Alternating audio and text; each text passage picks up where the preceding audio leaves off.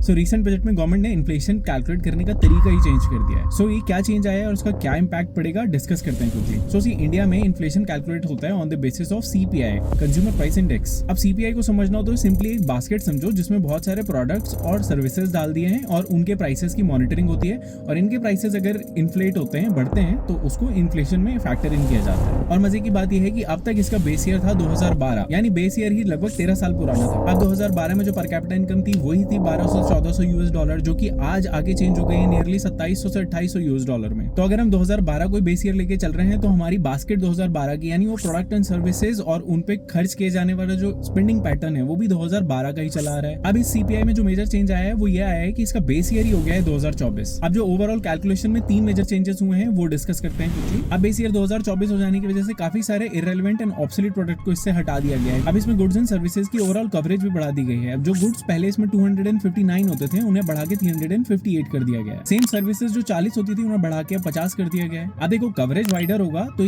ज्यादा products and services को income पास करेगा तो ज्यादा रिलायबल डेटा मिलेगा इन्फ्लेशन का। एक और जो बड़ा चेंज आया है वो आया है वेट शिफ्ट का। पहले इस इंटायर बास्केट में जो फूड एंड बेवरेजेस का कवरेज था वो था नियरली 46%, जो अब घटा के कर दिया गया है 36%। अब देखो फूड एंड बेवरेजेस के इस वेट को कम करने के पीछे लॉजिक है इकोनॉमिक्स का एंजल्स लॉ। अब एंजल्स लॉ ये कहता है कि जैसे जैसे हाउस होल्ड इनकम बढ़ती है तो उसी परसेंटेज में फूड एंड बेवरेजेस पे स्पेंडिंग नहीं बढ़ती, एब्सोल्यूट टर्म्स में जरूर बढ़ जाए। अब आप ऐसे हिसाब लगा लो कि अगर आपकी इनकम नियरली डबल या ट्रिपल हो जाए तो आप क्या करोगे? 50 रुपीज केजीज का राइस खाते तो उसकी जगह 100 रुपीज केजीज का राइस खाने लग जाओगे। पर ऐसा थोड़ी ना होगा कि आप राइस की क्वांटिटी डबल कर दोगे। और सेकंड बड़ा चेंज ये है कि इसमें हाउस होल्ड यूटिलिटीज का परसेंटेज जो है वो 10 से बढ़ा के 17% कर दिया गया है। यानी आपके जो बिजली के बिल, पानी के बिल एक्सेट्रा आते हैं, इनका कवरेज वाइडर हो गया है। And third major change is inclusion of more modern goods and services, जैसे कि आपके ओटीटी सब्सक्रिप्शंस, एयरलाइन के एयर फेयर्स, टेलीकॉम पे spending, and for the first time they have included the rural rent as well. So इन नए items को replace किया गया है कई ऑब्सोलीट आइटम्स के साथ, जैसे कि हमारे 2012 के बेस ईयर में इंक्लूडेड थे सीडीज एंड डीवीडीज। आप सोचो सीडी एंड डीवीडीज जो आज के टाइम पे यूज ही नहीं होती,